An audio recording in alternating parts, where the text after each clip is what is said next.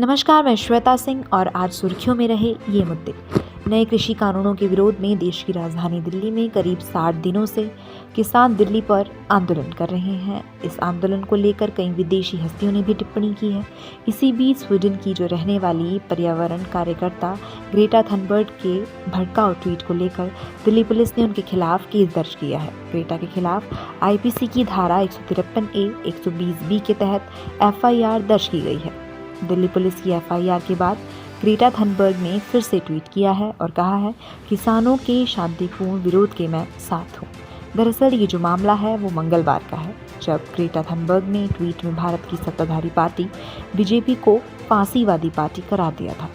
उन्होंने ट्वीट के जरिए बताया था कि भारत सरकार पर किस तरह से दबाव बनाया जा सकता है और इसके लिए उन्होंने ट्विटर पर ही पूरी प्लानिंग भी साझा की थी, जो बड़े प्रोपेगेंडा मुहिम से जुड़ा नजर आ रहा है। ग्रेटा ने ट्वीट में लिखा है, हम भारत के किसानों के आंदोलन के प्रति एकजुट हैं। इसके बाद दूसरे ट्वीट के जरिए उनकी असली मंशा साफ हो गई। उन्होंने एक डॉक्यूमेंट साझा किया जिसमें भारत सरकार पर अंतर्राष्ट्रीय दबाव बनाने की कार्य योजना साझा की गई है। इस ट्वीट में 5 चरणों में दबाव बनाने की बात की गई है। हालांकि ग्रेटा थनबर्ग ने वो ट्वीट डिलीट कर दिया, लेकिन अब तक भारत के खिलाफ चलाए जा रहे अंतर्राष्ट्रीय प्रोपेगेंडा का पर्दाफाश हो गया। मामले को गंभीरता से लेते हुए विदेश मंत्री डॉक्टर S जयशंकर ने ट्वीट करके ये कहा कि भारत को निशाना बनाकर चले जा रहे अभियान कभी सफल नहीं होंगे। हमें खुद पर विश्वास है, हम अपने दम पर खड़े रहेंगे। भारत इस साजिश को कामयाब नहीं होने देगा। इससे पहले विदेश मंत्रालय ने भी एक बयान जारी करके कहा था कि विदेशी हस्तियों को इस तरह के अभियानों का हिस्सा नहीं बनना चाहिए। ग्रेटा थनबर्ग के अलावा रिहाना और मिया खलीफा जैसे विदेशी सेलिब्रिटीज़ ने किसान आंदोलन पर ट्वीट किए थे।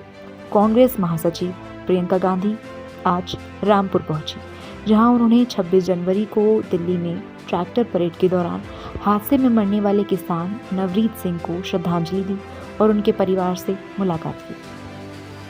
आज विपक्षी नेताओं का एक दस्ता गाजीपुर बॉर्डर पहुंचा। इसमें 8 राजनीतिक दलों के सांसद थे। सांसदों ने हालात का जायजा लिया।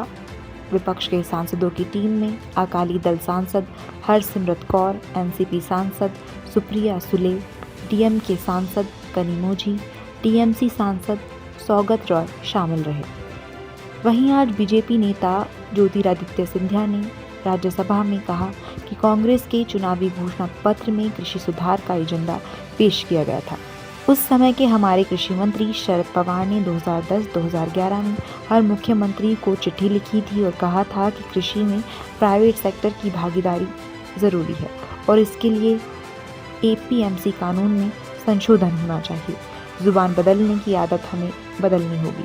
वहीं पट भी मेरा, चट भी मेरा, ये कब तक चलेगा?